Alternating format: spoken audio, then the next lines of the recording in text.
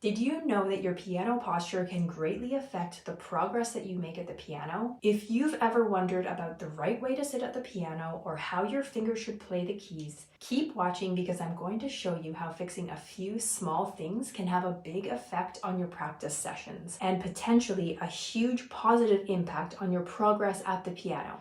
This is video 5 of my 30-day piano practice challenge.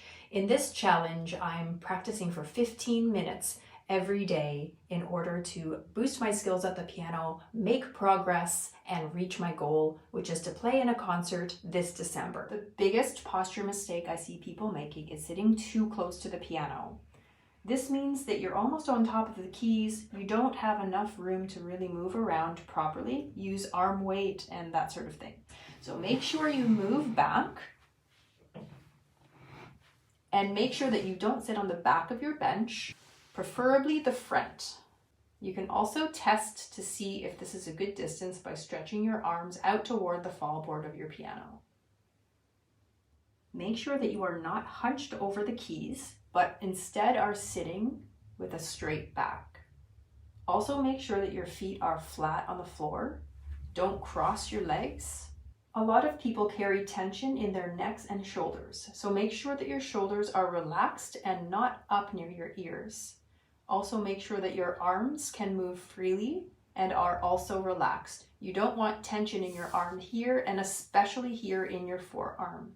Make sure that your elbows are sort of dangling down by your side. You don't want what I call the chicken arm while you're playing the piano. Now that I'm sitting properly at the piano, I'm going to do my 5-minute finger warm-up, and today's scale is B flat major. Your hand position is also very important, so make sure your hand has a gentle, curved position. You don't want it to be too flat and you don't want it to be too claw-like either. So make sure that your wrist is relatively level.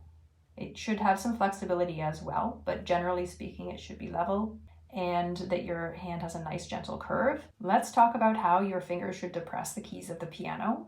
I'll demonstrate a few notes on the piano so that you can see my finger position.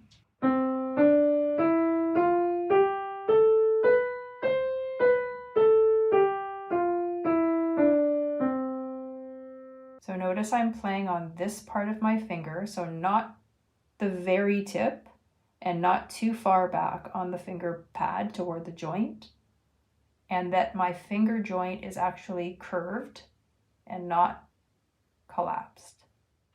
I often add lead sheets into my 15-minute practice to boost my musicianship skills. Today's lead sheet is Spooky Scary Skeletons. It's in B minor.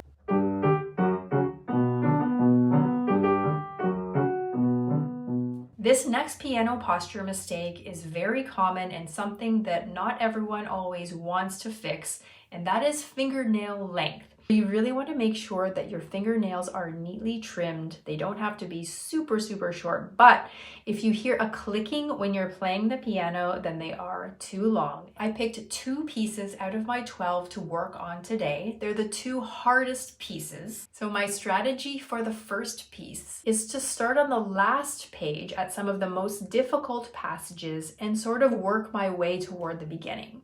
I often like to start at the more difficult passages or even at the end of a piece and work backwards. This way, it's not always the beginning of the piece that gets the most work.